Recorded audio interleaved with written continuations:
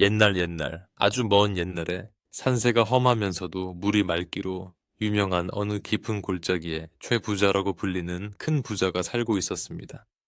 그가 가진 논과 밭이 어찌나 넓은지 마을 입구에서부터 산허리까지 닿지 않는 곳이 없었고 곳간에는 사시사철 햅쌀과 묵은 쌀이 가득하여 쥐들조차 배를 두드리며 다닌다는 소문이 돌 정도였습니다. 최 부자의 집은 99칸이나 되는 웅장한 기와집이었는데 그런데 그 위세가 대단하여 지나가는 나그네들도 함부로 대문 앞을 기웃거리니 못하고 멀찌감치 서서 구경만 하고 지나갈 만큼 위험이 서려 있었습니다. 마을 사람들은 그 집의 기와지붕이 마치 검은 용의 등비늘처럼 굽이친다고 하여 용마루 집이라고 불렀으며 그 집의 담장은 마을 전체를 감싸 안을 듯 길고도 높았습니다. 세월은 흐르는 물과 같아서 천하를 호령할 것 같았던 최 부자도 늙고 병들어 자리에 눕게 되었고 어느 늦가을 서리가 하얗게 내리던 날 조용히 숨을 거두고 말았습니다. 장례는 마을 전체가 떠들썩할 만큼 성대하게 치러졌고 전국 각지에서 문상객들이 몰려와 최 부자의 마지막 가는 길을 배웅하며 그의 덕을 기리거나 혹은 남겨진 재물에 대해 수군거렸습니다. 사무제를 지내고 난 뒤 유달리 욕심이 많기로 소문난 첫째 아들과 셈이 빠르고 이제에 밝은 둘째 아들 그리고 평소 말이 없고 심성이 고운 막내 아들까지 세 형제가 사랑방에 모였습니다. 아버지가 남긴 유언장을 확인하기 위해서였는데 방 안에는 긴장감이 감돌아 숨소리조차 크게 내기 어려운 분위기였습니다. 첫째 형은 자신이 장남이니 당연히 집안의 모든 기둥이 되어야 한다며 어깨를 으스대고 있었고 둘째 형은 장부책을 곁눈질하며 계산기를 두드리는 신용을 하고 있었습니다. 집안의 어르신이자 공증을 맡은 문주중의 촌장 어른이 떨리는 손으로 유언장을 펼쳐 읽어 내려가기 시작했을 때 세 형제의 눈빛은 제각기 다른 빛으로 번뜩였습니다. 유언의 내용은 실로 놀랍기도 하고 한편으로는 예상 가능한 것이기도 했는데 기름진 논과 밭의 대부분은 장남인 첫째에게 돌아갔고 금은 보화와 창고에 쌓인 곡식 그리고 값비싼 비단들은 둘째에게 상속되었습니다. 첫째와 둘째는 서로의 몫을 확인하며 만족스러운 듯 입가에 묘한 미소를 띠며 고개를 끄덕였습니다. 이제 남은 것은 막내 아들의 몫이었는데 촌장의 어른은 잠시 헛기침을 하더니 난처한 표정으로 유언장의 마지막 줄을 읽어 내려갔습니다. 막내에게는 지금 우리가 살고 있는 이 본체 기와집 한 채와 부엌에서 일하는 늙은 하녀 버들댁 한 사람만을 물려준다. 그 말을 들은 순간 방 안에는 잠시 정적이 흘렀다가 이내 첫째와 둘째 형의 비웃음 섞인 웃음소리가 터져 나왔습니다. 겉만 번지르르 했지. 낡아서 수리할 곳, 투성이인 이 거대한 집은 관리하는 데만도 엄청난 돈이 들어갈 것이 뻔했기 때문이었고 게다가 젊고 힘센 머슴도 아닌 허리가 굽은 늙은 한 여란이 기가 찰 노릇이었습니다. 막내 아들은 형들의 웃음소리 속에서 멍하니 촌장 어른을 바라보았지만 촌장 어른은 그저 안타까운 눈빛으로 막내를 바라볼 뿐 더 이상 할 말이 없다는 듯 유언장을 접어넣었습니다. 막내는 어릴 적부터 아버지의 사랑을 많이 받고 자랐다고 생각했기에 이런 결정이 믿기지 않았지만 평소 아버지의 뜻을 거역한 적이 없던 그는 조용히 고개를 숙여 그 결정을 받아들였습니다. 형들은 막내의 어깨를 툭툭 치며 이 넓은 집을 혼자 쓰게 되었으니 얼마나 좋으냐. 우린 좁은 땅과 무거운 돈을 챙기느라 바쁠 테니 너는 여기서 신선 노름이나 하거라 하며 빈정거렸습니다.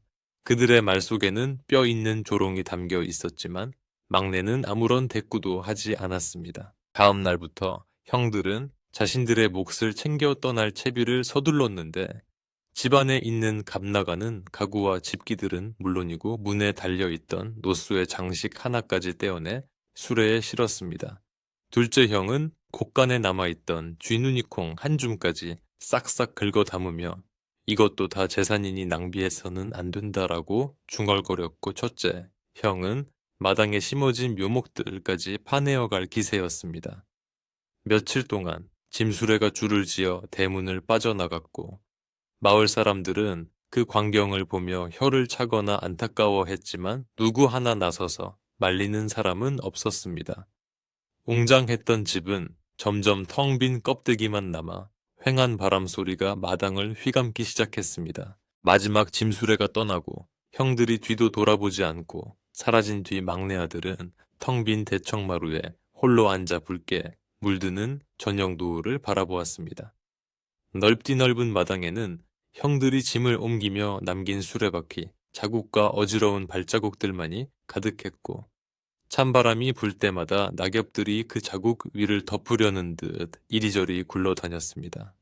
막내는 이제 당장 오늘 저녁을 어떻게 해결해야 할지, 다가오는 긴 겨울을 뗄감도 없이 어떻게 버텨야 할지 막막함에 가슴이 답답해져 왔습니다. 아버지가 원망스럽기도 하고 형들이 야속하기도 하여 눈시울이 붉어졌지만 소리내어 울 힘조차 남아있지 않았습니다. 그때 부엌 쪽에서 달그락거리는 소리가 들려왔고 막내는 고개를 돌려 그곳을 바라보았습니다. 그곳에는 아버지가 유일하게 자신에게 남겨준 사람, 늙은 하녀 버들댁이 묵묵히 저녁 준비를 하고 있었습니다. 버들댁은 이 집에서 평생을 보낸 여인으로 언제부터 있었는지 기억조차 나지 않을 만큼 오래된 사람이었습니다.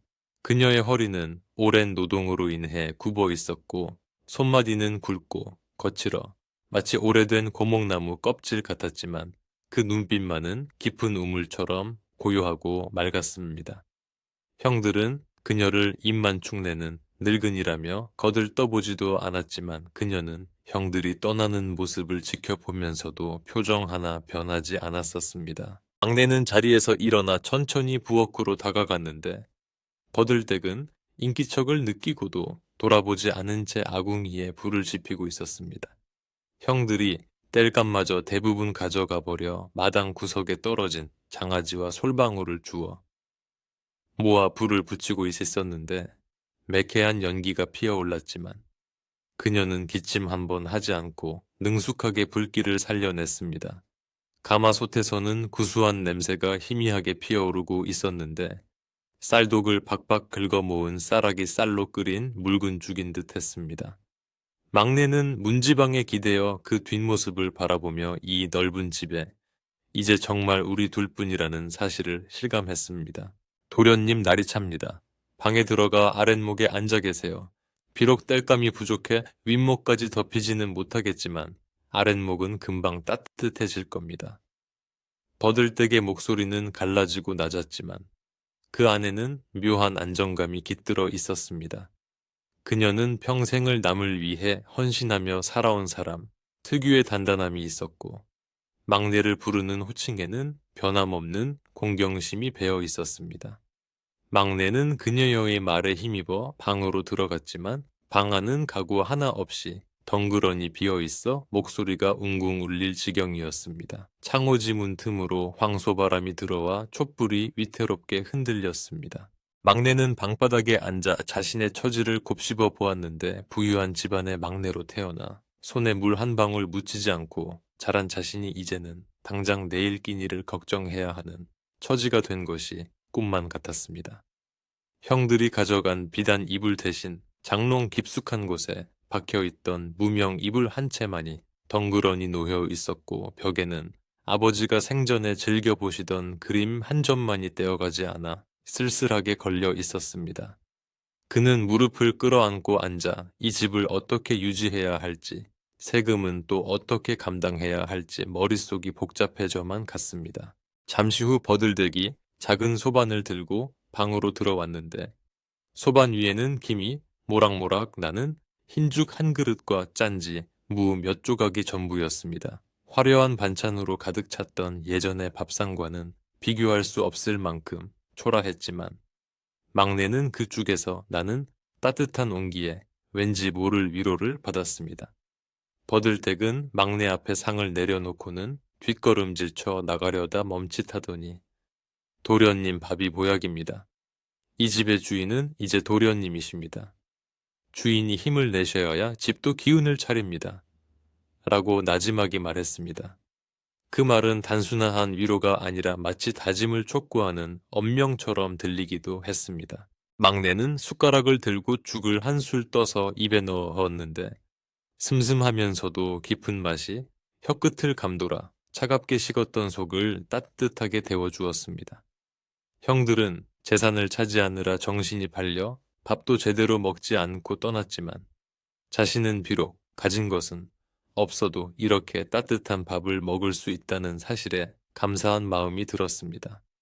그는 죽 한 그릇을 깨끗이 비우고 나자 비로소 몸에 기운이 도는 것을 느꼈고 밖에서 들리는 바람 소리도 더 이상 처량하게만 들리지 않았습니다. 버들댁은 빈 그릇을 보고 희미하게 웃으며 상을 물려 나갔습니다. 밤이 깊어지자 산속의 밤은 더욱 칠흑같이 어두워졌고 짐승들의 울음소리가 멀리서 들려왔습니다. 넓은 집안 곳곳에는 어둠이 짙게 깔렸고 인기척 없는 사랑채와 행랑채에서는 삐삐걱거리는 나무 소리가 들려와 막내의 마음을 졸이게 했습니다. 막내는 이불을 머리끝까지 뒤집어 쓰고 잠을 청하려 했지만 온갖 잡념들이 꼬리를 물고 이어져 쉽게 잠들 수가 없었습니다. 아버지는 왜 나에게 이런 시련을 주셨을까? 형들은 지금쯤 따뜻한 곳에서 웃고 있을까? 버들댁은 춥지 않을까 하는 생각들이 머릿속을 맴돌았습니다. 그때 문밖 마루에서 사각사각하는 소리가 규칙적으로 들려왔는데 그것은 누군가 빗자루질을 하는 소리였습니다. 막내는 이 밤중에 무슨 일인가 싶어 문을 살짝 열어보았더니 달빛 아래에서 버들떼기 마당을 쓸고 있었습니다. 바람에 날려온 낙엽들이 마당을 어지럽히자 그녀는 밤잠도 잊은 채 묵묵히 빗자루를 들고 마당을 정돈하고 있었던 것입니다. 버들댁 밤이 늦었는데 왜 잠을 안 자고 이러고 있어? 막내가 놀라 물었지만 그녀는 빗자루질을 멈추지 않고 대답했습니다. 집안이 정갈해야 복이 들어옵니다. 내일 아침 해가 떴을 때 마당이 깨끗해야 도련님 마음도 상쾌하실 겁니다. 막내는 그 말에 가슴 한구석이 뭉클해지는 것을 느끼며 자신보다 더 이 집을 아끼고 생각하는 버들댁의 마음에 고개를 숙였습니다. 그녀는 단순히 밥을 짓고 빨래를 하는 하녀가 아니라 이 집의 정신을 지키고 있는 수호신처럼 느껴지기도 했습니다. 막내는 방문을 닫고 다시 자리에 누웠지만 빗자루 소리는 자장가처럼 규칙적으로 들려와 그의 불안한 마음을 다독여 주었습니다. 그는 아버지가 남겨준 유산이 단순히 낡은 집과 늙은 하녀가 아닐지도 모른다는 생각을 아주 잠깐 스치듯이 하게 되었습니다. 다음 날 아침 막내는 일찍 눈을 떴는데 평소 같으면 하인들이 가져다주는 새순물을 기다렸겠지만 이제는 스스로 우물가로 나갔습니다. 마당은 어젯밤 버들댁의 손길 덕분에 티끌 하나 없이 깨끗하게 쓸려 있었고 빗자루 자국이 정갈하게 남아있어 보는 사람의 마음을 정돈시켜 주었습니다. 우물가에는 이미 버들떼기 길어 놓이는 맑은 물이 동이에 담겨 있었고 옆에는 깨끗한 수건이 가지런히 놓여 있었습니다. 막내는 차가운 물로 세수를 하며 정신을 맑게 깨웠고 거울 속에 비친 자신의 얼굴을 보며 굳은 결심을 다졌습니다. 아침 식사를 마친 후 막내는 버들댁을 불러 앉히고 앞으로의 살림에 대해 의논을 시작했습니다. 버들댁 곳간이 텅 비어 당장 겨울을 날 양식이 부족해. 내가 산에 가서 나무라도 해오고 마을에 나가 일감이라도 찾아봐야겠어. 막내의 말에 버들댁은 고개를 가로저으며 말했습니다. 도련님은 이 댁의 주인이십니다. 남의 집 일을 해서는 체면이 서지 않습니다. 곳간 구석을 잘 찾아보면 떨어진 이삭이라도 있을 것이고 뒤뜰 장독대에는 묵은 장들이 남아 있으니 그것으로 끼니는 이을 수 있습니다.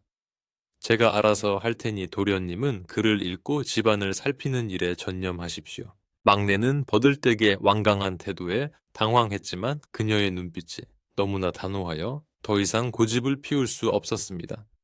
대신 그는 낡은 창호지를 바르고 무너진 담벼락을 보수하는 일부터 시작하기로 마음먹었습니다.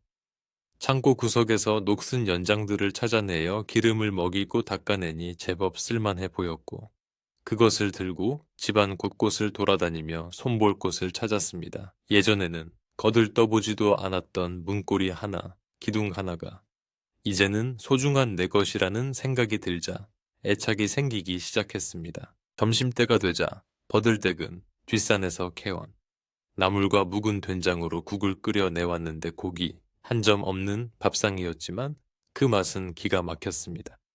버들댁은 산과 들에는 먹을 것이 지천입니다. 욕심을 버리고 보면 배를 고를 일은 없습니다. 라고 말하며 막내에게 나물 반찬을 권했습니다. 막내는 그 말을 들으며 형들이 가져간 기름진 논밭과 금은 보화를 떠올렸지만 이상하게도 부럽다는 생각보다는 지금 이 소박한 밥상이 더 귀하게 느껴졌습니다. 자연이 주는 선물로 차린 밥상은 몸과 마음을 맑게 해주는 힘이 있었습니다. 오후에는 마을 사람들이 하나둘씩 대문 앞을 지나가며 힐끔거렸는데 그들의 눈에는 호기심과 동정이 섞여 있었습니다. 저 집 막내는 이제 거짓골을 면치 못할 거야. 라고 수군거리는 소리가 들려왔지만 막내는 짐짓 못 들은 척하며 담장 기와를 고쳐 올리는 데 집중했습니다. 그때 마을에서 가장 나이 많은 노인이 지팡이를 짚고 지나가다가 막내의 모습을 보고 멈춰 섰습니다. 노인은 한참 동안 막내가 땀 흘려 일하는 모습을 지켜보더니 쯧쯧 부자댁 도련님이 험한 일을 하는구나. 하지만 그 손놀림이 예사롭지 않으니 굶어 죽지는 않겠어. 라고 한마디 툭 던지고는 지나갔습니다. 해가 질 무렵 막내는 지친 몸을 이끌고 마루에 걸터 앉았는데 온몸이 쑤시고 아팠지만 마음만은 뿌듯했습니다. 자신이 직접 고친 문짝이 튼튼하게 닫히는 것을 보며 성취감을 느꼈고 깨끗해진 마당을 보며 안도감을 느꼈습니다. 버들댁은 따뜻한 물을 대야에 담아와 막내의 발을 씻겨주려 했지만 막내는 극구 사양하며 자신이 직접 씻겠다고 했습니다. 버들댁도 하루 종일 고생했는데 들어가 쉬어. 나도 이제 어린애가 아니야. 막내의 말에 버들댁은 엷은 미소를 지으며 물러났습니다. 그날 밤 막내는 꿈을 꾸었는데 꿈속에서 아버지가 나타나 환하게 웃으며 막내의 등을 두드려 주었습니다. 아버지는 아무 말도 하지 않았지만 그 따뜻한 손길은 현실처럼 생생하게 느껴졌습니다. 꿈에서 깬 막내는 베개맡이 축축하게 젖어 있는 것을 알았지만 그것은 슬픔의 눈물이 아니라 안도의 눈물이었습니다. 밖에는 여전히 찬바람이 불고 있었지만 막내는 더 이상 그 소리가 무섭지 않았습니다. 이 거대한 집과 늙은 하녀, 그리고 자신이 하나가 되어 이 겨울을 이겨낼 수 있을 것 같은 희망이 조금씩 싹트고 있었습니다. 하지만 평화로운 시간도 잠시 며칠 뒤 마을 장터에서 돌아온 버들댁의 표정이 심상치 않았습니다.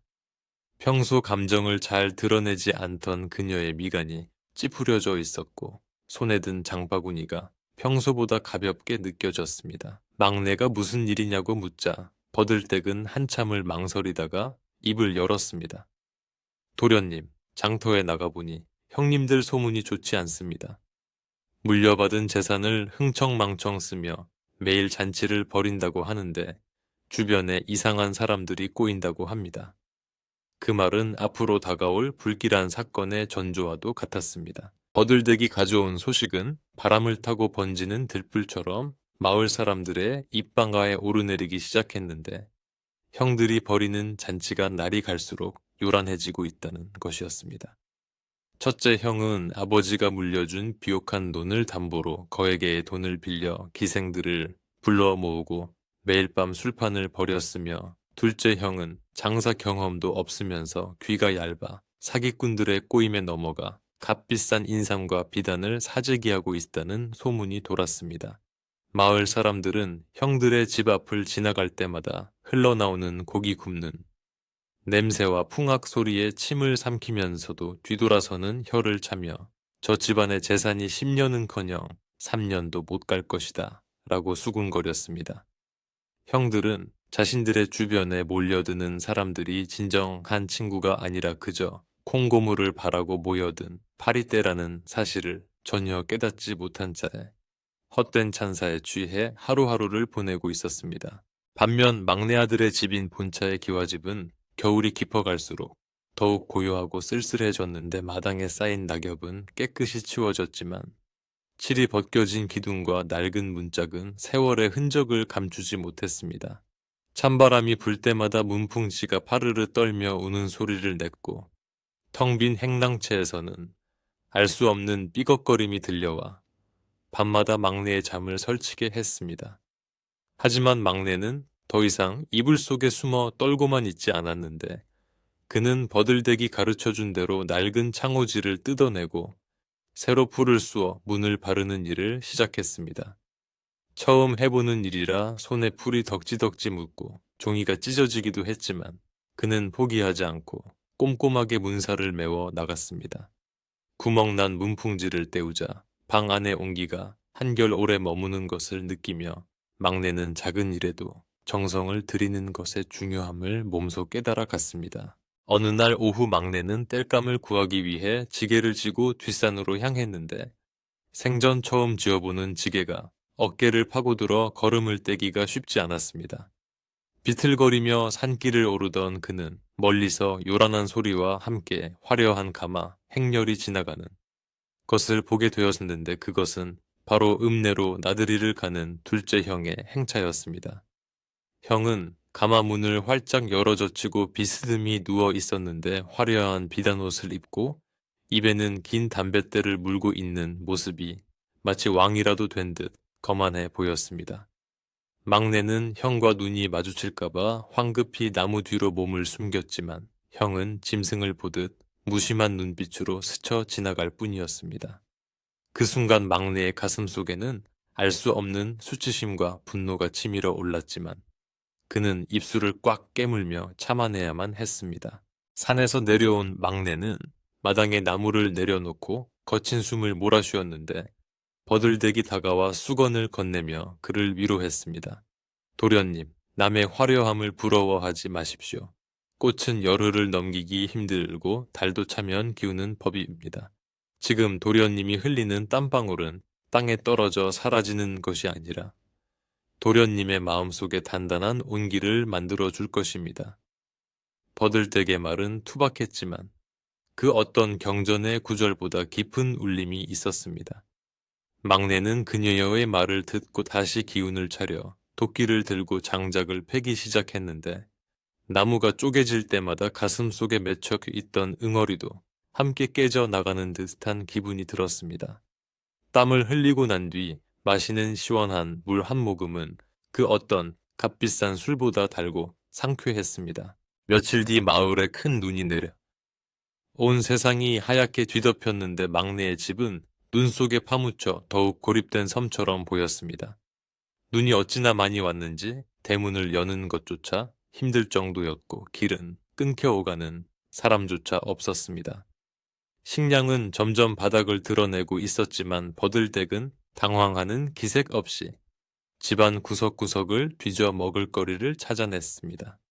그녀는 처마 밑에 매달아 두었던 무청 시래기를 삶아 국을 끓이고 가을에 주워 모아둔 도토리를 갈아 묵을 쑤었는데 그 소박한 밥상이 눈 오는 겨울밤의 추위를 녹여주었습니다. 막내는 따뜻한 아랫목에 앉아 버들댁이 들려주는 옛날 이야기를 들으며 가난하지만 평화로운 이 시간이 영원히 계속되기를 바랐습니다. 밖에서 들려오는 바람 소리는 마치 자장가처럼 들렸고 창호지에 비친 달빛은 은은한 조명이 되어 주었습니다. 그러나 마을의 분위기는 막내의 바람과는 다르게 점점 흉흉해지고 있었는데 형들의 집에서 일하던 하인들이 하나둘씩 도망치기 시작했다는 소문이 들려왔습니다. 월급이 밀리기 시작했고 형들의 성격이 날이 갈수록 포악해져 견딜 수 없다는 것이 이유였습니다. 도망친 하인 중 한 명이 밤중에 막내의 집을 찾아와 밥 한 끼만 달라고 애원하는 일도 있었습니다. 막내는 자신의 밥그릇을 덜어 그에게 주었는데 하인은 허겁지겁 밥을 먹으며 눈물을 흘렸습니다. 도련님, 큰 댁과 작은 댁은 이제 곧 망할 겁니다. 빚쟁이들이 대문 앞을 지키고 있고 곳간은 이미 텅 비었습니다. 도련님이 물려받은 이 집이 귀신 나오는 집이라고 비웃었지만 사실은 여기가 진짜 사람 사는 집이었습니다. 하인의 말은 막내에게 충격과 동시에 묘한 안도감을 주었습니다. 어느 날 마을에서 가장 존경받는 노스님이 탁발을 위해 막내의 집을 방문했는데 막내는 쌀독을 털어 얼마 남지 않은 쌀을 바리대에 담아 드렸습니다.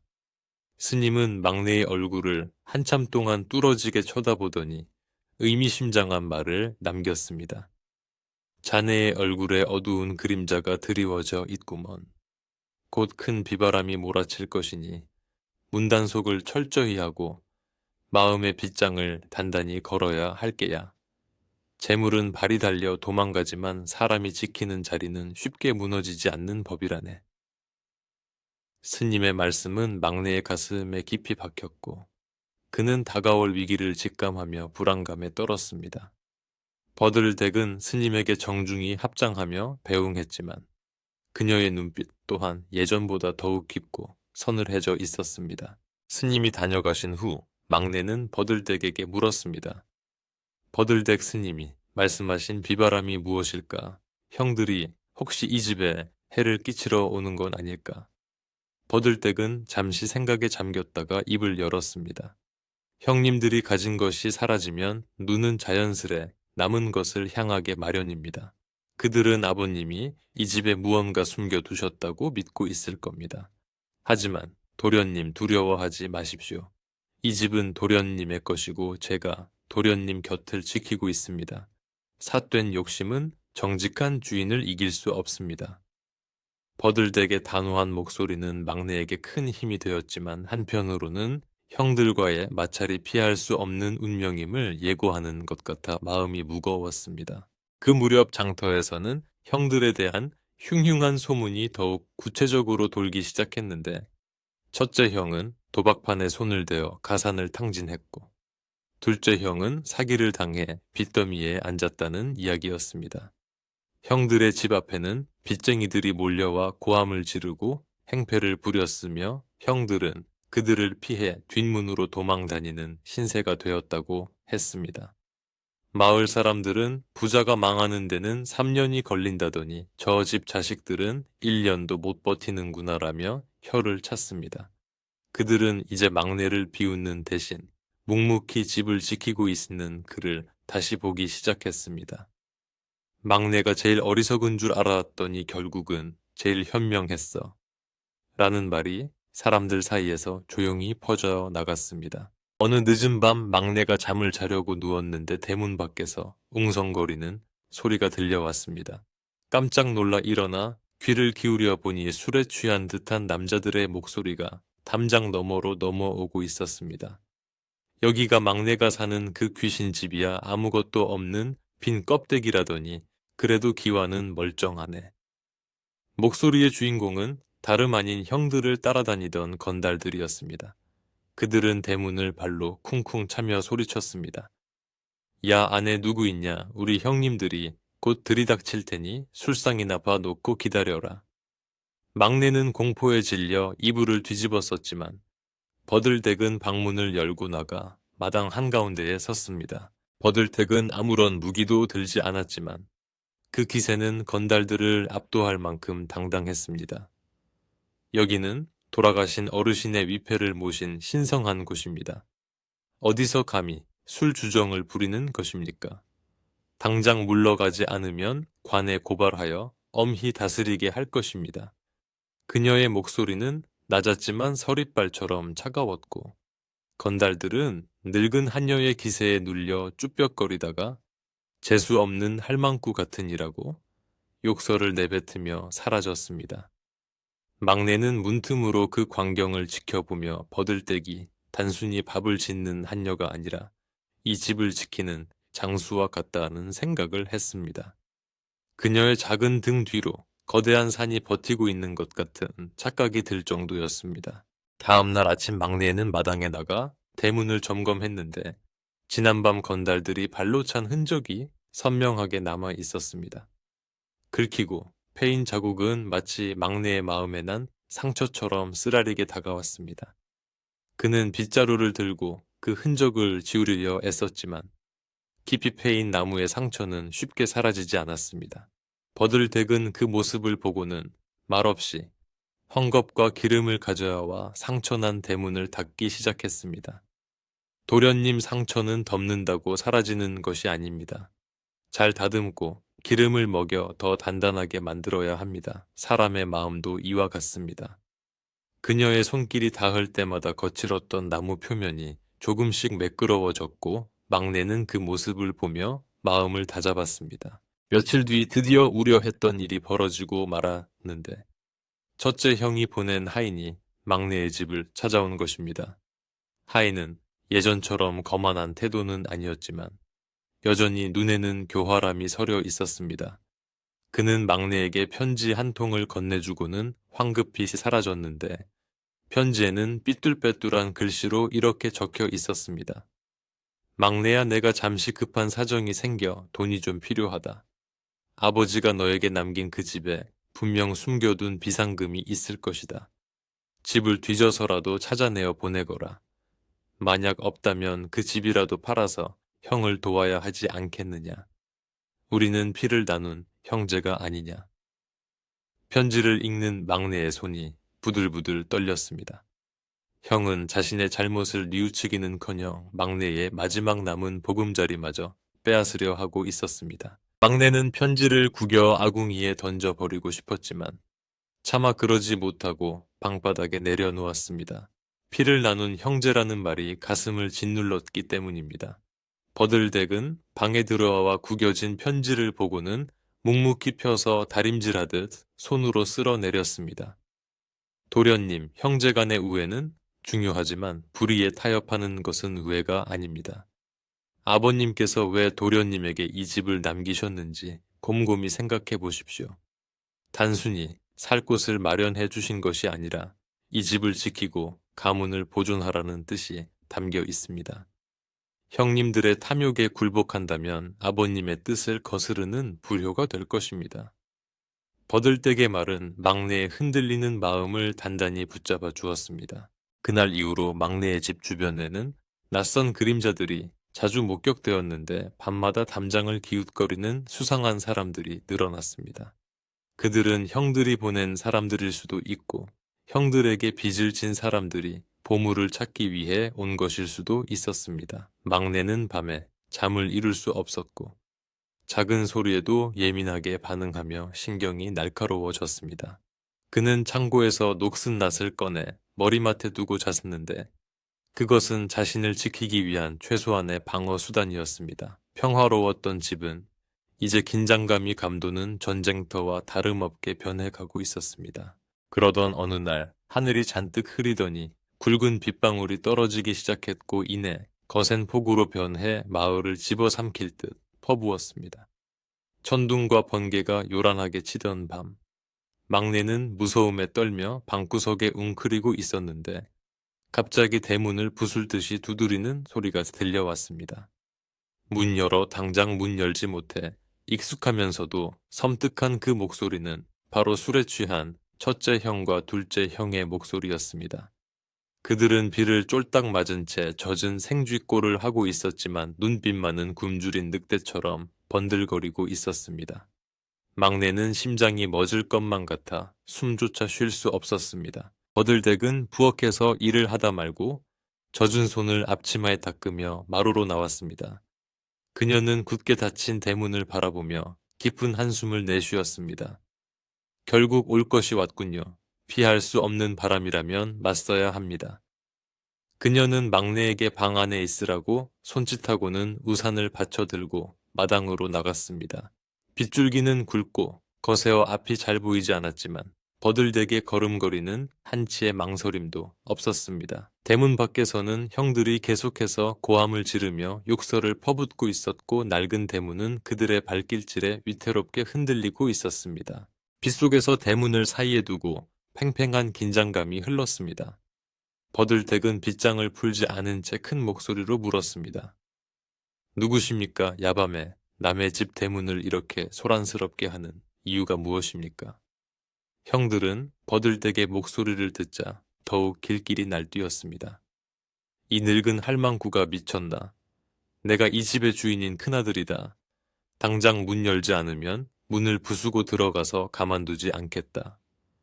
그들의 목소리에는 이성을 잃은 광기가 서려 있었습니다. 막내는 방 안에서 그 소리를 들으며 귀를 막았지만 형들의 고함 소리는 빗소리를 뚫고 들어와 그의 가슴을 후벼 팠습니다. 버들댁은 잠시 침묵하더니 다시 차분한 목소리로 말했습니다. 이 집의 주인은 막내 도련님이십니다. 두 분은 이미 유산을 받아 떠나셨고 이 집과는 더 이상 아무런 상관이 없는 분들입니다. 돌아라 가십시오. 내일 날이 밝으면 그때 정식으로 찾아오십시오. 그러나 형들은 포기하지 않았습니다. 웃기지 마라. 아버지가 남긴 진짜 유산이 이 집 어딘가에 있다는 걸 다 알고 왔다. 그 금 항아리를 내놓기 전에는 한 발자국도 움직이지 않을 것이다. 그들은 담을 넘으려는 듯 담장을 긁는 소리까지 내기 시작했습니다. 상황은 점점 걷잡을 수 없이 험악해지고 있었습니다. 바로 그때 담장 너머에서 쿵 하는 소리와 함께 비명소리가 들려왔습니다. 아마도 미끄러운 담장을 억지로 넘으려다 떨어진 모양이었습니다. 아이고 내 허리야. 젠장 담장이 왜 이렇게 높아. 둘째 형의 앓는 소리가 빗소리에 섞여 들려왔습니다. 버들댁은 혀를 차며 중얼거렸습니다. 욕심이 눈을 가리면 발밑을 보지 못하는 법입니다. 그녀는 여전히 문을 열어주지 않았고 형들은 밖에서 끙끙거리며 서로를 탓하는 말다툼을 시작했습니다. 막내는 그 소리를 들으며 조금은 안도했지만 여전히 두려움은 가시지 않았습니다. 밤은 길었고 비는 그칠 줄 모르고 쏟아졌습니다. 형들은 한참을 밖에서 소란을 피우다가 지쳤는지 아니면 비에 젖은 몸이 쭈어 견딜 수 없었는지 점차 조용해졌습니다. 두고 보자. 내일 날 밝으면 인부들을 데리고 와서 이 집을 다 뜯어버릴 테다. 악에 바친 첫째 형의 마지막 고함을 끝으로 대문 밖은 잠잠해졌습니다. 버들댁은 그제야 안도의 한숨을 내쉬며 방으로 돌아왔습니다. 그녀의 옷은 비에 젖어 축축했지만 막내를 바라보는 눈빛은 여전히 따뜻했습니다.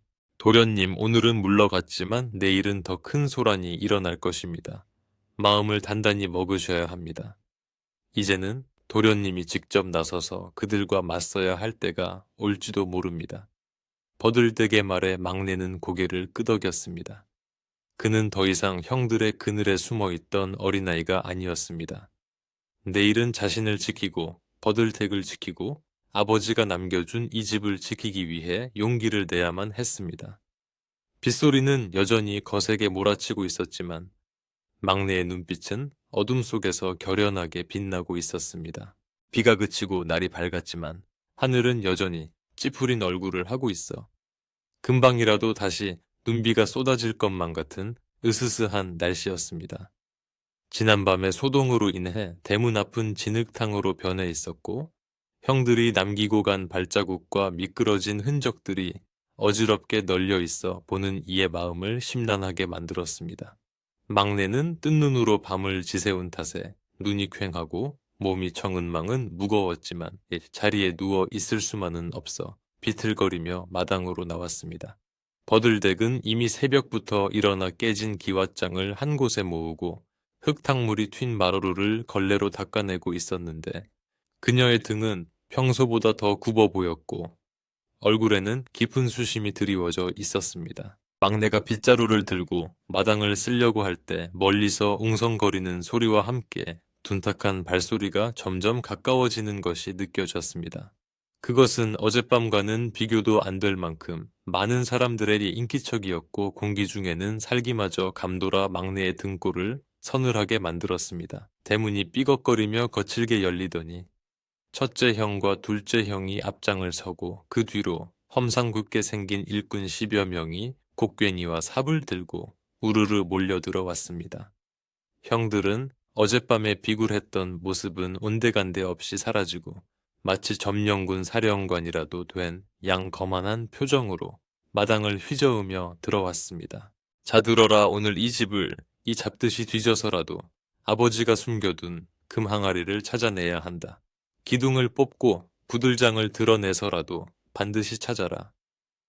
첫째 형의 고함 소리에 일꾼들은 예 하고 대답하며 일제히 흩어져 집안 곳곳을 파헤칠 기세를 보였습니다.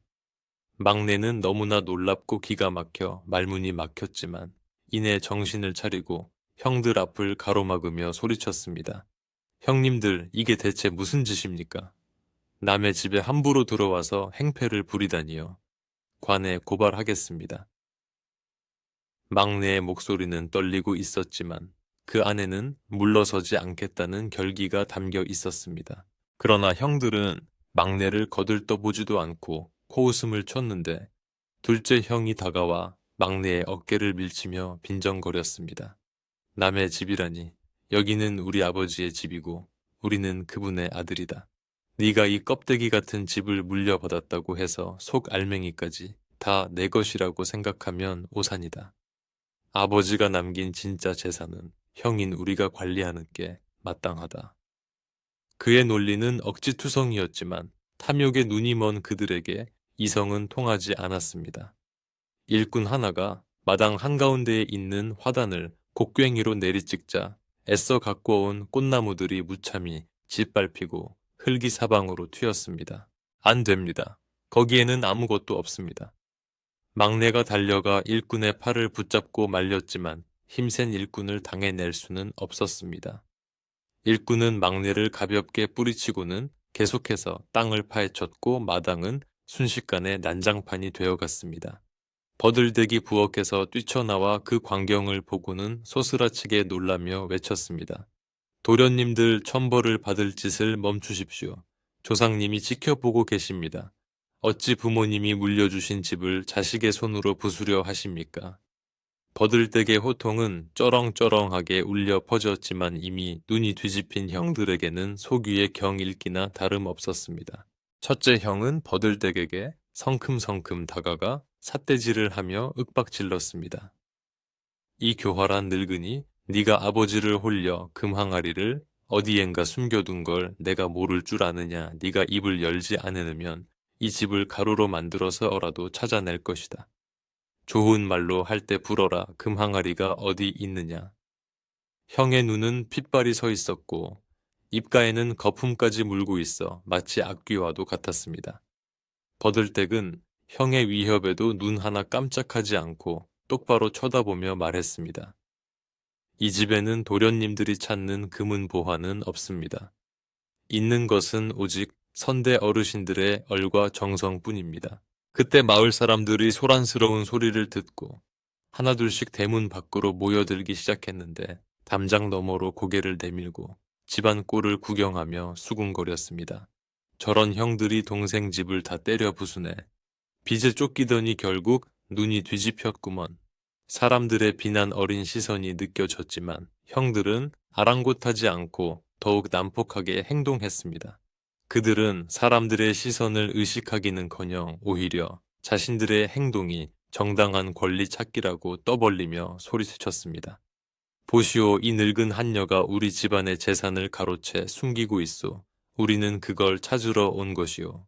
일꾼들은 마당을 파헤치는 것으로도 모자라 이제는 대청마루 밑을 겨냥하기 시작했는데 나무 망치로 마루판을 뜯어내려 하자 삐지직하며 나무 갈라지는 소리가 끔찍하게 들려왔습니다.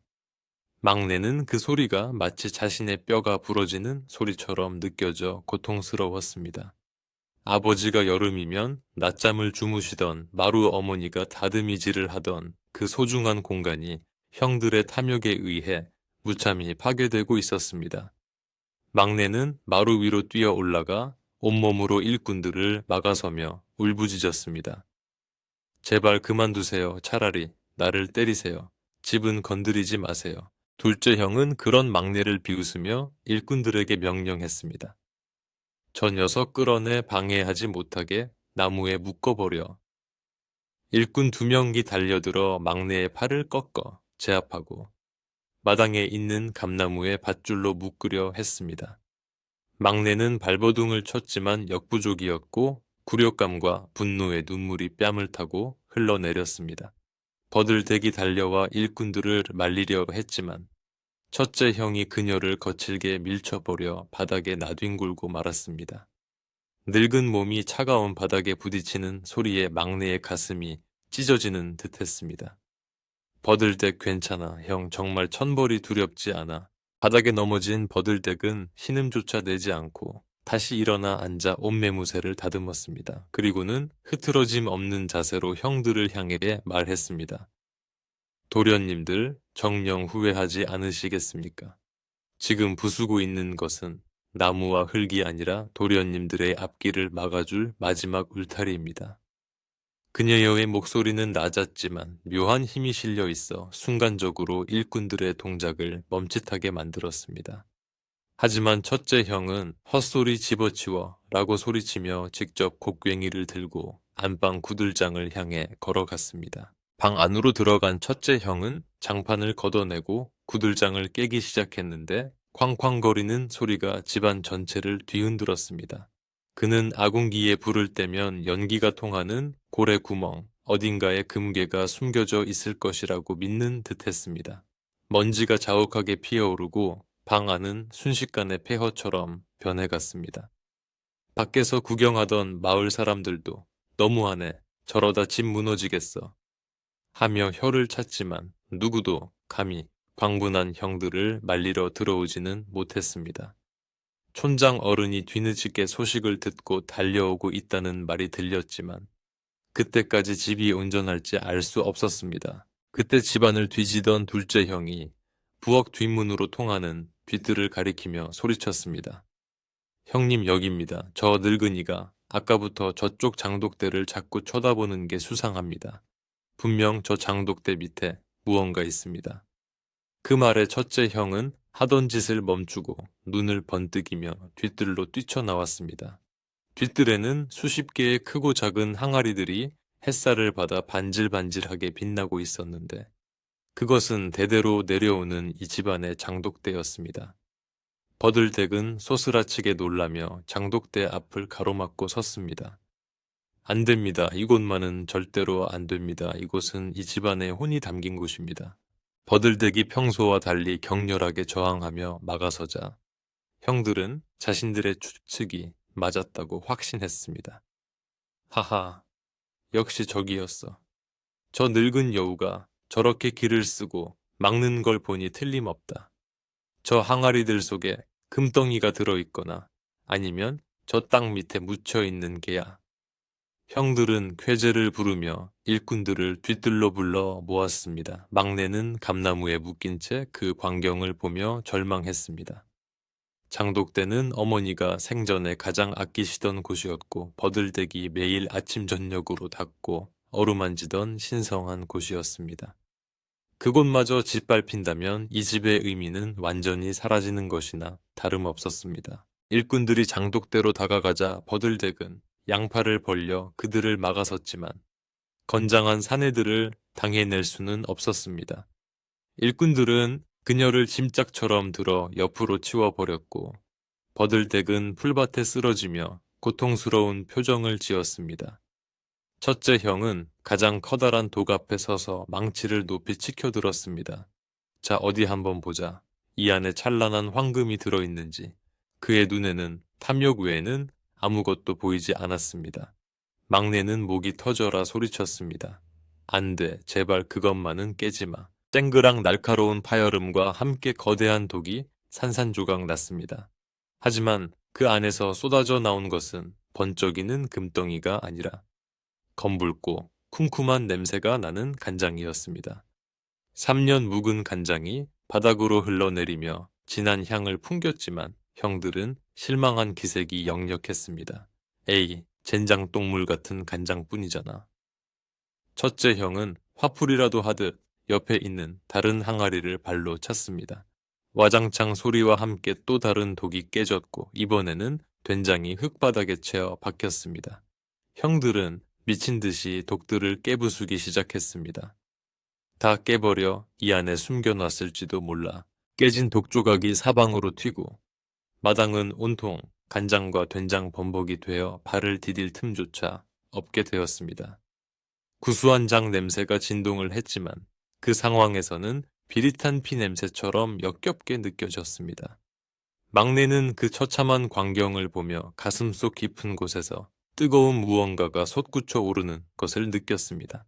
그것은 단순한 슬픔이 아니라 더 이상 물러설 곳이 없다는 절박함에서 나오는 용기였습니다. 그는 온 힘을 다해 몸을 비틀어 밧줄을 느슨하게 만들었고 손목 살이 까져 피가 맺히는 고통을 참아내며 마침내 결박을 풀어냈습니다. 막내는 밧줄을 바닥에 내던지고 비틀거리며 장독대로 달려가 깨진 독조각 하나를 집어들었습니다.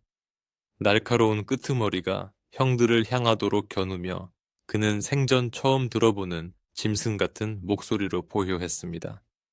다 멈춰 한 발자국만 더 움직이면 내 손으로 너희들을 찌르고 나도 죽어버리겠다. 그의 눈빛은 붉게 충혈되어 있었고 온몸에서는 살기마저 뿜어져 나오고 있었습니다. 항상 순하고 유약하기만 했던 막내의 돌변한 모습에 난동을 부리던 형들과 일꾼들은 순간 얼어붙은 듯 동작을 멈췄습니다. 네오 너 미쳤냐 형한테 그게 무슨 짓이야? 첫째 형이 멈칫하며 뒷걸음질 쳤지만 막내는 조금도 물러서지 않고 한 걸음 더 다가갔습니다. 형, 당신들이 형이야. 아버지가 남긴 집을 부수고 어머니가 아끼던 장독을 깨는 게 형이 할 짓이야. 금한가리 그래. 찾고 싶으면 찾아. 하지만 이렇게 난장판을 피우면서는 안 돼.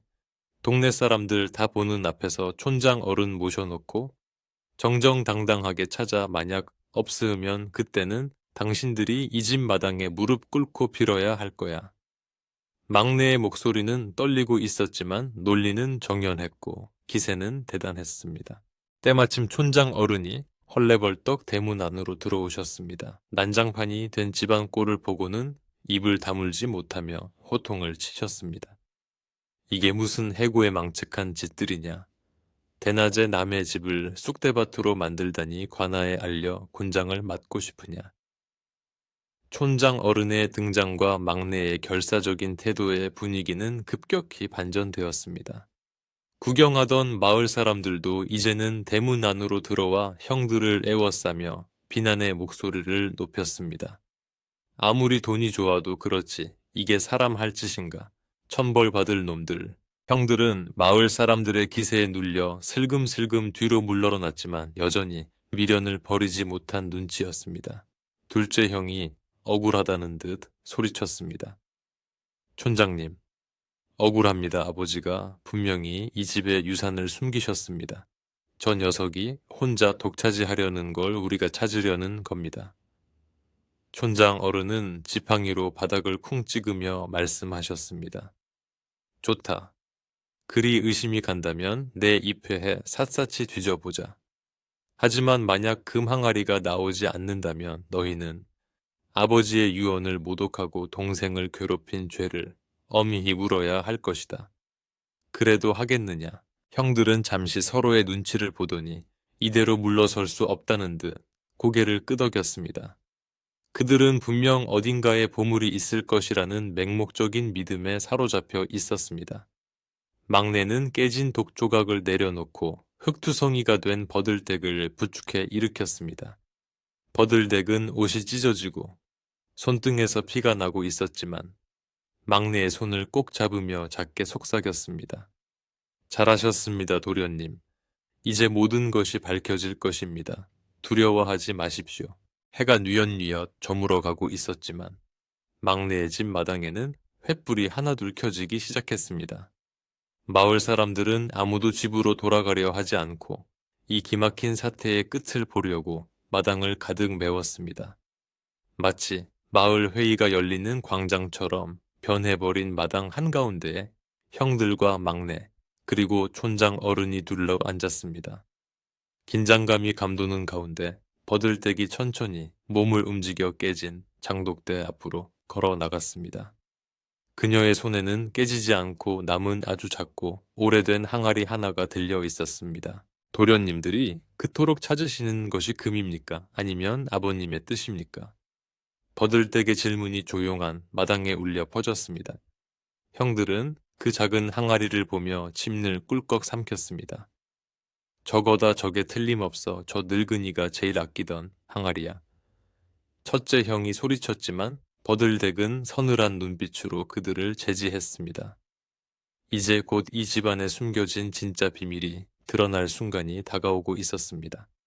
밤바람이 불어와 횃불이 일렁겼고 사람들의 그림자가 마당에서 춤을 추듯 흔들렸습니다. 횃불의 붉은 불빛이 마당을 가득 메운 사람들의 얼굴을 일렁이게 비추는 가운데 모든 시선은 늙은 하녀 버들떼개의 손에 들려있는 작고 투박한 옹기 항아리에 집중되었습니다.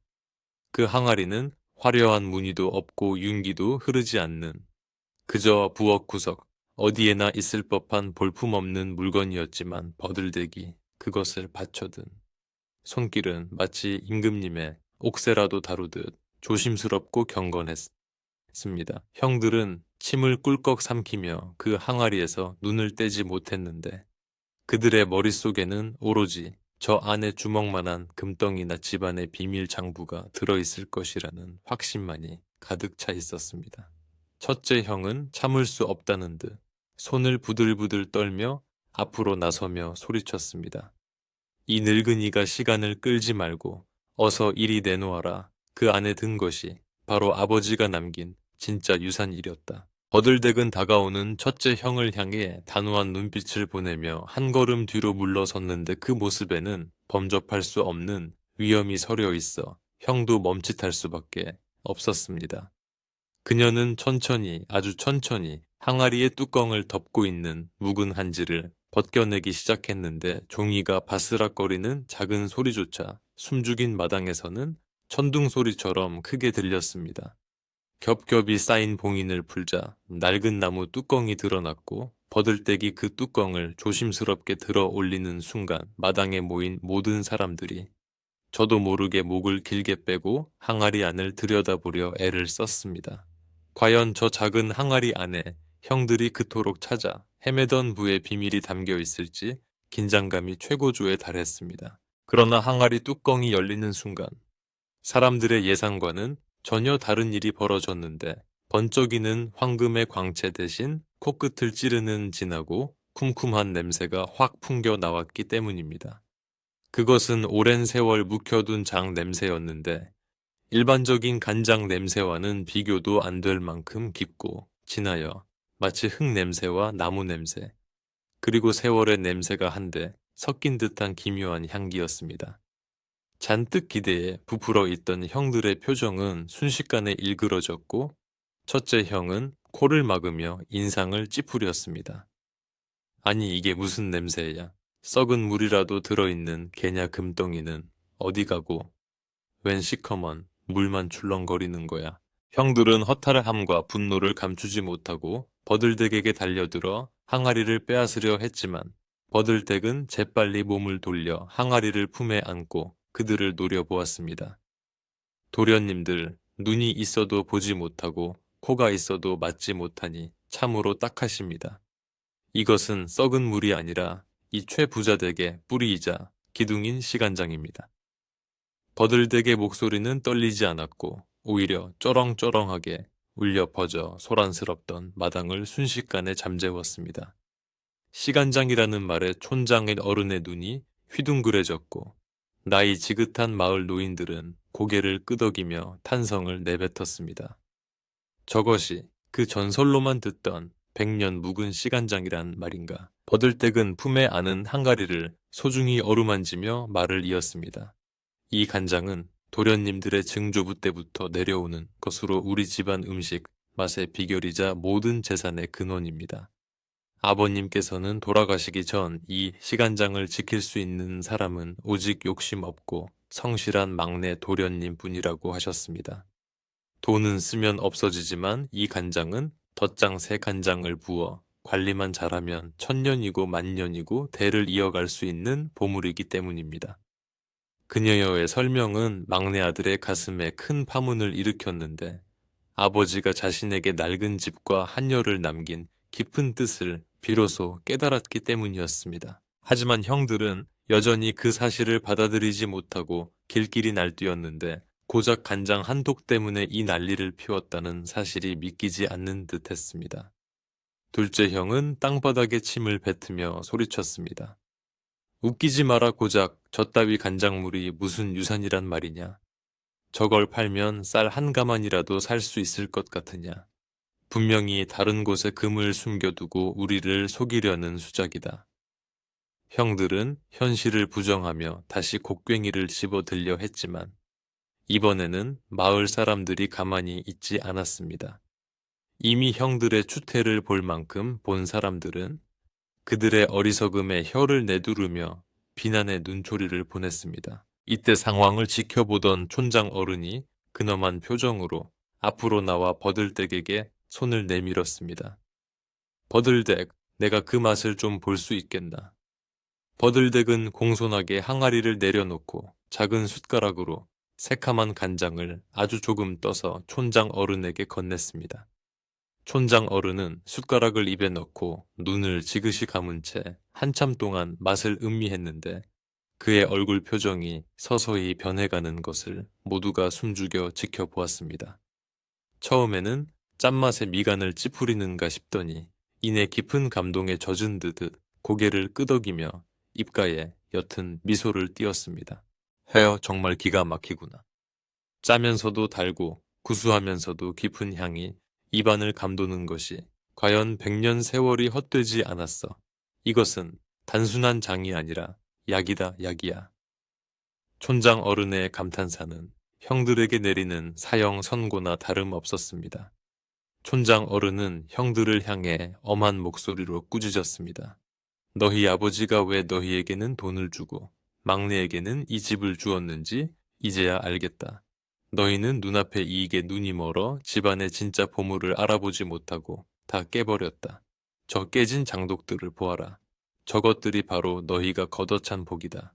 형들은 촌장 어른의 호통에 얼굴이 불그락부르락해졌지만 여전히 억울하다는 듯 항변했습니다.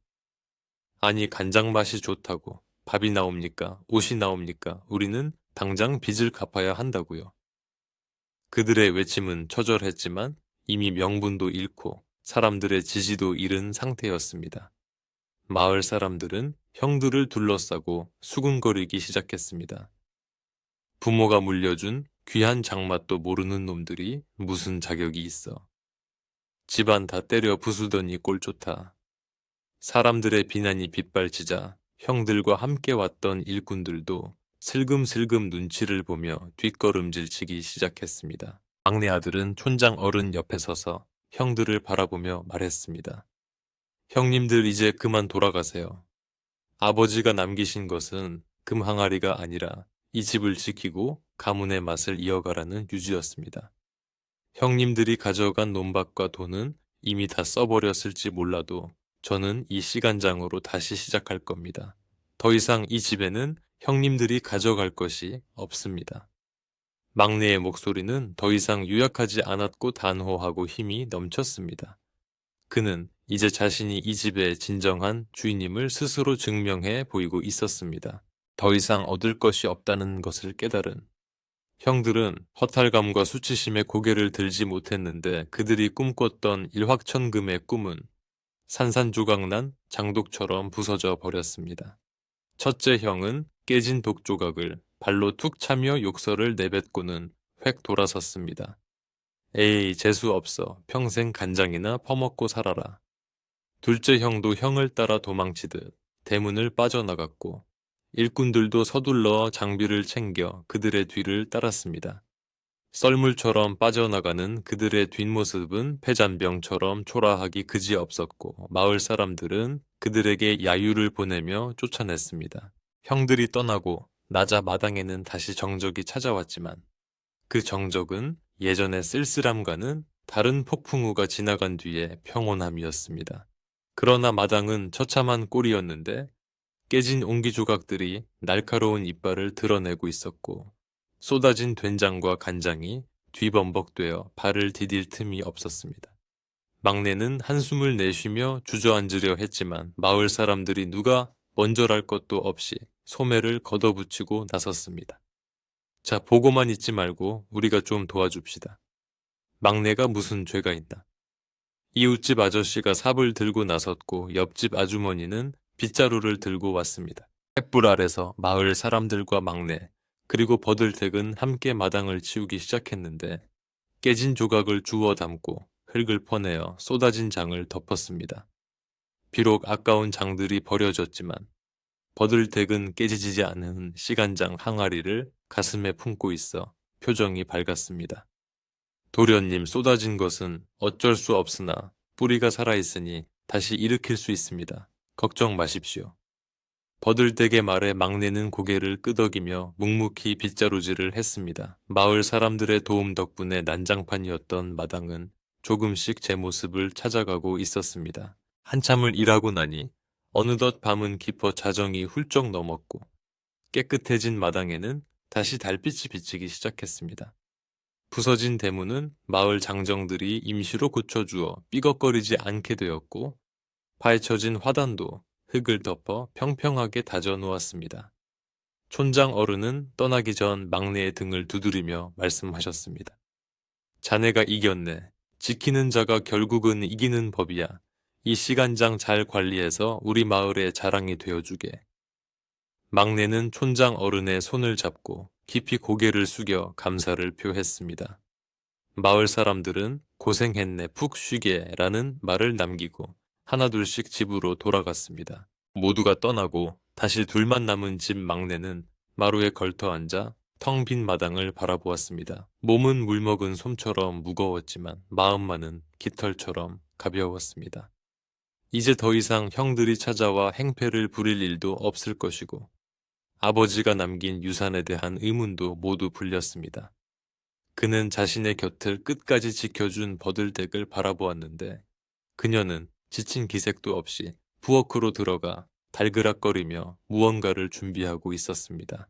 잠시 후 고소한 밥 냄새가 마루를 타고 흘러나와 막내의 허기진 배를 자극했습니다. 버들댁은 작은 소반에 하얀 쌀밥과 맑은 국, 그리고 작은 종지에 담긴 간장 한 가지를 올려 내왔습니다. 도련님 많이 놀라고 힘드셨지요. 시장하실 텐데 한술 뜨십시오. 오늘 지켜낸 그 시간장으로 비빈 밥입니다. 반찬이라고는 김치도 없이 오로지 간장뿐인 밥상이었지만 막내는 숟가락을 들어 밥 위에 간장을 조금 뿌리고 비벼 한 입 크게 넣었습니다. 입안 가득 퍼지는 맛은 실로 놀라웠는데 짭짤하면서도 달콤하고 고소하면서도 깊은 풍미가 밥알 하나하나를 감싸 안아 씹을수록 감칠맛이 솟아났습니다. 버들댁 정말 맛있어. 고기 반찬이 없어도 임금님 수라상이 부럽지 않아. 막내는 눈시울이 붉어진 채 밥을 허겁지겁 먹었습니다. 그 맛은 단순히 혀로 느끼는 맛이 아니라 아버지의 사랑과 조상들의 지혜, 그리고 버들댁의 정성이 담긴 맛이었습니다.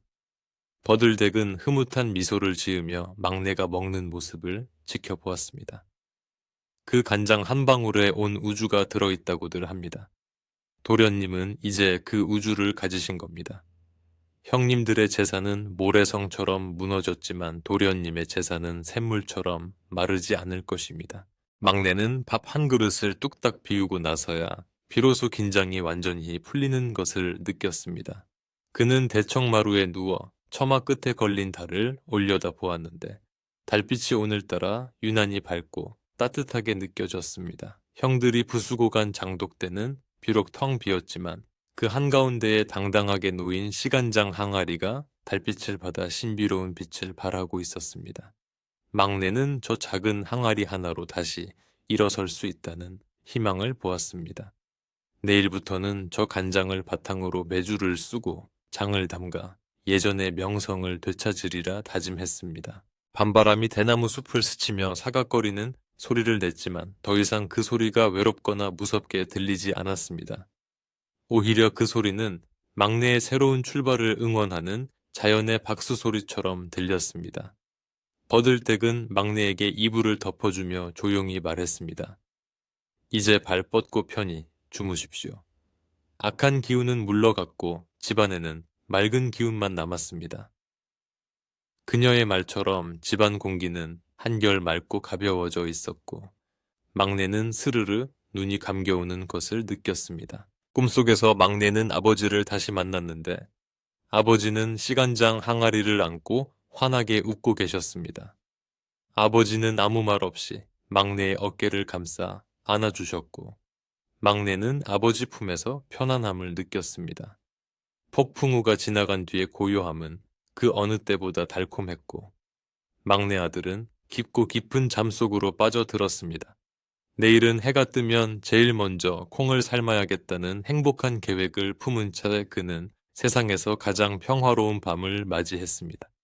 집안 곳곳에 배어있는 묵은장 냄새가 마치 어머니의 품속 냄새처럼 포근하게 그를 감싸 안았습니다. 소동이 지나간 자리에 다시 평온한 아침. 햇살이 비치자 막내 아들의 집은 예전과는 사뭇 다른 활기로 가득 차기 시작했습니다. 깨진 장독의 파편들은 마당에 깔려 비가 와도 질척거리지 않는 단단한 길로 다시 태어났고 마을 사람들의 도움으로 다시 세워진 장독대는 비록 수는 적었지만 그 어느 때보다 위험 있어 보였습니다. 막내 아들은 더 이상 하얀 손을 가진 도련님이 아니라 흙투성이가 되는 것을 두려워하지 않는 진정한 집주인으로 거듭나 있었습니다. 그는 아침 일찍 일어나 마당을 쓸고 버들댁과 함께 우물가에서 콩을 씻으며 하루를 시작했는데 그 모습이 어찌나 자연스러운지 마치 평생을 그렇게 살아온 사람처럼 보였습니다. 가장 먼저 한 일은 마을 장터에 나가 가장 좋은 콩을 사들이는 일이었는데 막내는 집에 남아있던 마지막 값나가는 병풍을 팔아 콩을 살 돈을 마련했습니다. 예전 같으면 조상님이 남긴 물건을 판다며 주저했겠지만 이제 그는 거칠애보다는 실속이 중요하다는 것을 깨달았기에 망설임이 없었습니다. 좋은 콩을 고르는 막내의 눈빛은 진지했고 상인들도 그의 달라진 태도에 감탄하며 가장 알이 굵고 윤기가 흐르는 최상급 콩을 내어주었습니다. 술에 한가득 콩을 씻고 돌아오는 막내의 얼굴에는 세상을 다 얻은 듯한 뿌듯함이 서려 있었고 그 모습을 본 마을 사람들도 이제 저 집이 다시 일어나려나 보다 라며 격려의 말을 아끼지 않았습니다. 마당에 큰 가마솥이 걸리고 장작불이 활활 타오르자 집안 가득 고소한 콩 삶는 냄새가 퍼져 나갔습니다. 그 냄새는 단순히 음식 냄새가 아니라 이 집이 다시 살아 숨 쉬고 있다는 신호와도 같았습니다. 버들댁은 불 조절을 하며 막내에게 메주 쓰는 법을 하나하나 가르쳐 주었는데 콩을 삶고 으깨어 네모난 덩어리로 만드는 과정은 고된 노동이었지만 막내는 불평 한마디 없이 묵묵히 따랐습니다. 뜨거운 김 속에 얼굴이 발갛게 익어가면서도 막내는 자신의 손으로 무언가를 만들어낸다는 기쁨에 힘든 줄을 몰랐습니다. 처마 밑에 매달린 메주덩이들은 마치 황금 덩어리처럼 든든해 보였습니다. 겨울이 깊어가고 메주가 잘 띄워지기를 기다리는 동안 막내는 틈틈이 서책을 읽으며 마음의 양식을 쌓았습니다. 예전에는 글을 읽는 것이 그저 양반의 체면을 위한 것이었다면 이제는 세상을 바르게 보고 집안을 지혜롭게 다스리기 위한 공부였습니다. 버들댁은 밤마다 따뜻한 숭늉을 내오며 도련님의 공부를 응원했고 두 사람 사이에는 말하지 않아도 통하는 깊은 신뢰와 정이 쌓여갔습니다.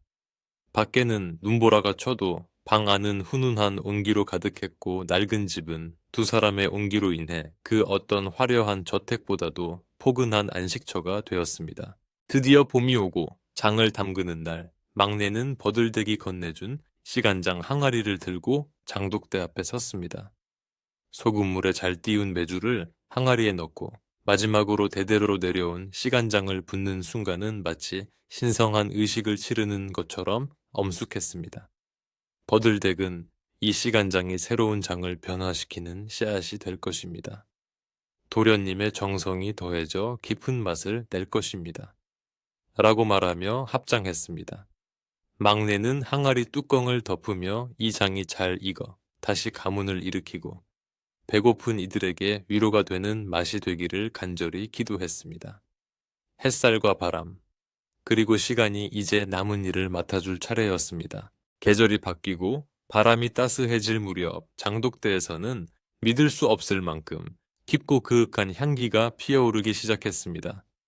그 냄새는 담장을 넘어 마을 어귀까지 퍼져 나갔는데 지나가던 사람들이 발걸음을 멈추고 코를 킁킁거리며 이게 무슨 냄새인가 천하일미의 향유로구나 라고 감탄할 정도였습니다.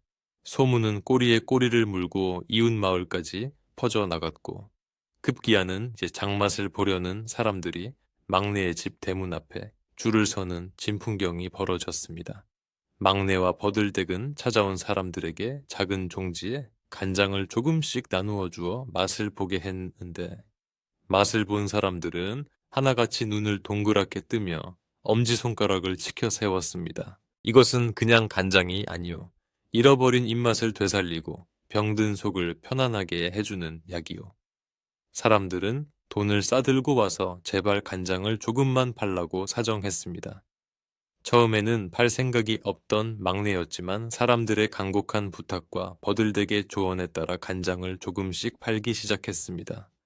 그가 만든 간장은 황금 간장이라 불리며 날개 돋친 듯 팔려나갔고 막내의 곳간에는 쌀과 엽전이 다시 쌓이기 시작했습니다. 형들이 금 항아리를 찾아 헤매다 망한 자리에서 막내는 흙과 콩으로 진짜 황금을 만들어낸 셈이었습니다. 재물이 모이자 막내는 가장 먼저 무너진 담장을 튼튼하게 다시 쌓고 낡은 기와를 새 것으로 교체하여 집을 단장했습니다.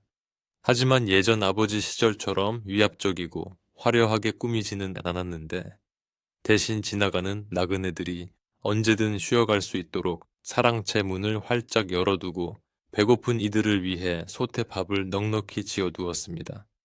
사람들은 이제 이 집을 용마루 집이라는 무서운 이름 대신 장냄새가 구수한 집이라 부르며 친근하게 드나들었습니다.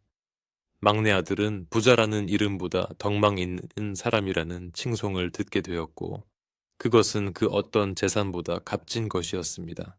그러던 어느 날 막내에게 형들의 소식이 들려왔는데 그들은 읍내 변두리의 허름한 초가집에서 근근히 살아가고 있다고 했습니다. 빚쟁이들에게 시달리며 남의 집 일을 거들어주고 겨우 입에 풀칠을 하고 있다는 소식에 막내의 마음은 편치 않았습니다. 그들이 자신에게 한 짓을 생각하면 괘씸하기 짝이 없었지만 그래도 피를 나눈 형제라는 사실은 변함이 없었기 때문입니다. 막내는 늦은 밤 사람을 시켜 쌀 2가마니와 잘 익은 된장과 간장 항아리를 형들의 집 앞에 몰래 놓아두고 오게 했습니다. 자신이 보냈다는 말은 일절하지 않았지만 형들은 그 장맛을 보고 단번에 막내가 보낸 것임을 알 수밖에 없었을 것입니다. 며칠 뒤 마을 장터에서 우연히 마주친 형들은 막내를 보고 황급히 고개를 숙이고 피했지만 그들의 눈빛에는 예전 같은 도끼나 거만함은 사라지고 없었습니다. 대신 부끄러움과 후회 그리고 고마움이 뒤섞인 복잡한 감정이 스쳐 지나갔습니다. 막내는 굳이 그들을 불러서지 않고 모른 척 지나가 주었는데 그것이 형들의 마지막 자존심을 지켜주는 길이라 생각했기 때문입니다. 그 후로 형들은 성실하게 일하며 조용히 살았고 다시는 막내의 집을 넘보거나 헛된 욕심을 부리지 않았다고 합니다. 막내는 그것만으로도 충분하다고 생각했습니다. 세월은 유수와 같이 흘러 막내 아들도 어느덧 중년이 되었고 집안은 더욱 번창하여 웃음소리가 끊이지 않았습니다. 늙은 하녀 버들댁은 이제 백발이 성성한 할머니가 되었지만 여전히 집안의 가장 큰 어른으로 대접받으며 편안한 노후를 보내고 있었습니다. 그녀는 더 이상 힘든 일을 하지 않았지만 매일 아침 장독대를 둘러보며 장독을 어루만지는 일만은 거르지 않았습니다. 막내는 버들댁을 친애어머니처럼 모시며 맛있는 음식이 생기면 가장 먼저 그녀에게 대접했습니다. 마을 사람들은 한녀에게 효도하는 주인은 처음 본다며 칭송했지만 막내에게 버들댁은 생명의 은인이자 스승이었기에 당연한 일이었습니다. 어느 눈 내리는 겨울 저녁, 막내는 따뜻한 아랫목에 앉아 버들댁과 마주하고 저녁상을 받았습니다. 상 위에는 갓 지은 하얀 쌀밥과 보글보글 끓는 된장찌개, 그리고 잘 익은 김치가 올라와 있었는데 화려하지는 않지만 세상에서 가장 풍요로운 밥상이었습니다. 창밖에는 한방눈이 소복소복 쌓이며 세상을 하얗게 덮어가고 있었고 방 안은 구들장의 온기로 인해 나른할 정도로 따뜻했습니다.